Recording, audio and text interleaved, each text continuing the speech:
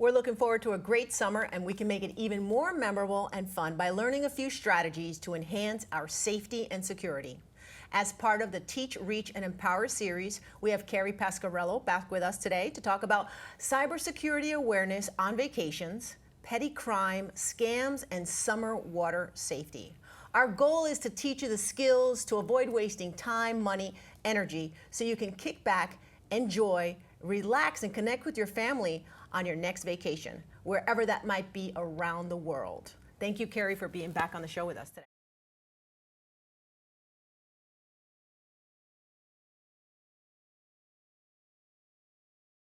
It's really important that when we find a place that we're going to be charging our phone, that we only use the cable that is not for data. So we want to make sure we're just using the charging cable. They look identical, so when you go to the store, you have to specifically ask for a cable that will only charge. Because if somebody put out the juicing station and they pre-programmed it to take your data, as soon as you put your data cable in, they are siphoning all your information off your device. And you don't want that in criminals' hands. You really don't. And I would also add one last tidbit would be, while you're at the airport, do not take a picture of yourself, a selfie, at the airport with your ticket to wherever you're going.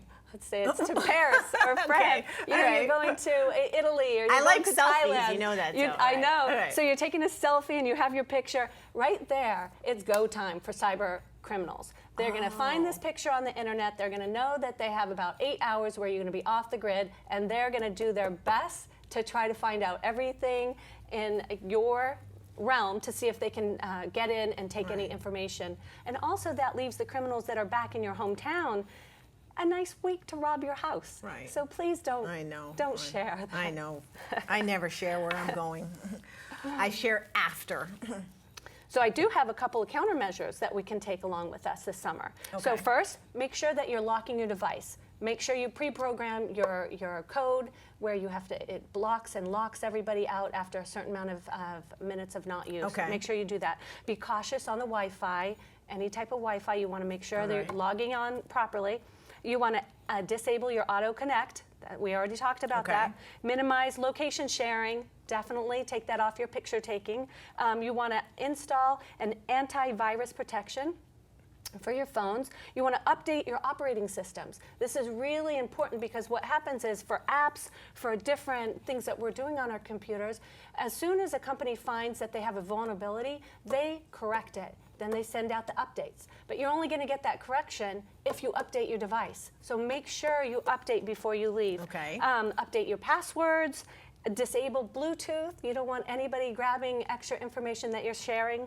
And also back up your files before you do leave, because just in case you do lose your device, you want all that information safe at home. So you'll be able to get that. All right, great. Now let's get into petty crime and scams on our vacations. Yes. So petty scams are a billion-dollar industry. So people do that for a living. They're out there in tourist spots and really just trying to take advantage of people. So what's really important is to learn situational awareness. And we talked about this on our last show. So critical, your situational awareness and your 2 R's. And anybody can go back to Ingrid's YouTube channel and look that up and take a peek, right? So what is the most common techniques the scammers are using? So scammers are using the distraction method. That's their favorite. And so what's happening is, and distraction methods are used with not just one person, but it could be multiple people on the prowl. So what they do, there might be, let's say, 3 people, and they're at a tourist area, and they're looking for the most vulnerable person out there. The person that's looking at a map, the person that looks lost, the person that's overloaded with too much luggage. That's their prime person. Or a person, a tourist that's drunk. These are their keys that they're looking for. So as soon as they identify somebody, they're going to set up what they want from that person. I see a cell phone, I see a piece of luggage, I see that wallet in their back pocket, and then it's go time. So one person perhaps will have a spoon and put some food on it or something white, and they flick it, and they get it right on your shirt. Really? Yes. Oh my goodness. The next portion of this operation, a really sweet guy comes out of nowhere just to help you, and you're just so grateful. And meanwhile, while he's hitting you and cleaning this all up, the other 2 or 3 have already gotten into your pockets, got your cell phone, and got everything they already pre-planned to get. Critical that we understand situational awareness. Critical that we know if we are traveling and we have something on us, they'll say it's bird poop or it's food or it's ketchup.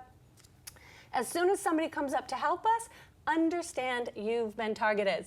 And that's when you should have already talked about this scam with your group that you're traveling with, and you'll say immediately to everybody, hey, scammer, right? And then everybody will start looking at all their property and making sure that they're not getting away with it.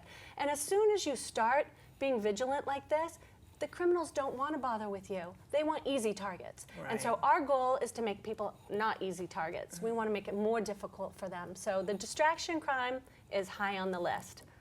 What are some of the top items stolen when traveling? So top items, passports, cell phones, computers, any type of electronics, cameras, things like that. And it's funny because there's a saying, these criminals say, we're going apple picking. And that is when they're going out and they're looking specifically for phones.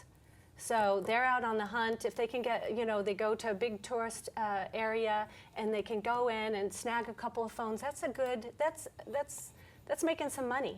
Right. So that's, once again, really important, first of all, not to leave any of your items on top of a table at a cafe, because this goes right back into our distraction crime. You're looking at your device, you set it down, and all of a sudden, somebody taps you on your shoulder. What's the first thing you'll do if somebody taps you?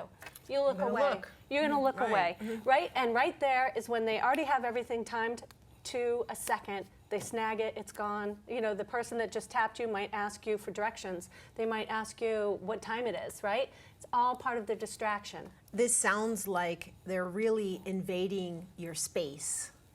Yes. Do you have any tips on, I always would say, space invaders? Right. Because they're really coming into an area that's really close right.